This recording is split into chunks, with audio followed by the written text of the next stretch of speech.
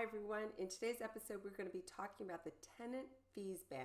Who's paying for it, who's benefiting, and what changes are going to impact both the tenant and the landlord.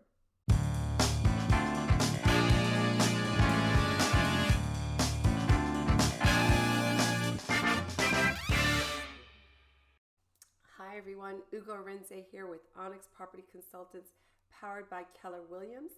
Thanks for watching my YouTube video. Don't forget to subscribe and hit the notice bell to make sure you get informed, because we are putting out weekly videos talking about the London property market and all things related to London life. In today's episode, we're going to be talking about the recent tenant fees ban that took effect on the 1st of June.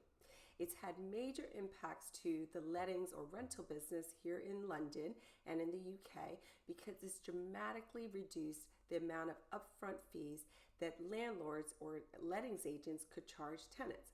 So tenants are definitely going to win off of this recent fee ban. I'm going to run through the charges that a lettings agent or landlord can actually charge tenants. It's restricted to, number 1, rent. Number 2, refundable security deposit held for damages. But that's actually now been capped to 5 weeks rent for tenancies up to £50,000 per annum, and 6 weeks rent for tenancies in excess of £50,000 per annum. A lettings agent can no longer charge tenants up to 8 weeks or 2 months security deposit, which could have happened in the past. Number 3, a refundable holding deposit that's now restricted to 1 week's rent.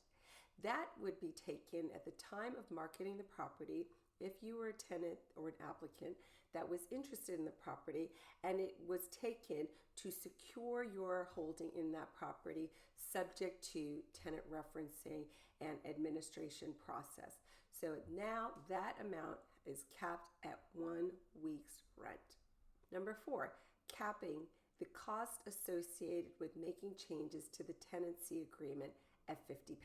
What it means is there are significant costs that tenants used to pay that they no longer can be charged for.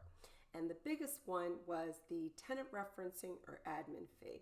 That was anywhere from £250 to £400 at the start of a tenancy, and that was to do credit checks, right to rent checks, draw up the tenancy agreement, and that was a cost that most tenants would be expected to have paid. The other significant costs that tenants used to have to pay that they're no longer going to be responsible for paying, or any costs associated with an inventory report. Here in the UK, most landlords will have an inventory check-in report that's compared to a checkout report at the end of the tenancy to compare, and that's then the basis to make any claims to use the security deposit for damages. That fee for the inventory check-in or checkout can no longer be charged to tenants. The third major cost that tenants used to have to be able to be charged was, say, an extra deposit for a pet.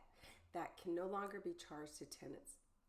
So tenants have definitely benefited from this new legislation, and a lot of tenant associations are cheering the changes. However, some others are saying it's just going to lead to an indirect way for landlords to increase the rents to tenants, because they're now going to have to absorb those significant costs that most lettings agents are charging. And so tenants might be not seeing it in terms of the upfront cost, but they might see it in higher rents over time. Some have even suggested that it could increase rents anywhere from £100 to £200 per annum. And if you stay over time, and if you stay in a property over time, you're going to end up paying those costs anyway. So that just gives you a little bit of a highlight of how those changes are going to affect both the landlord and the tenant. Having worked internationally, it's definitely something that brings perhaps the UK more in line with what American tenants might be used to paying, where they're not used to paying any kind of admin fee or inventory check-in fee. And so it is a cost that the landlords are going to have to bear going forward. But for many landlords, it really is additional cost that makes owning a property that much more challenging. Yields are certainly suppressed in London, where landlords don't really earn a great return on owning investment properties here, merely because the cost of buying the property relative to the rent they achieve can be quite low.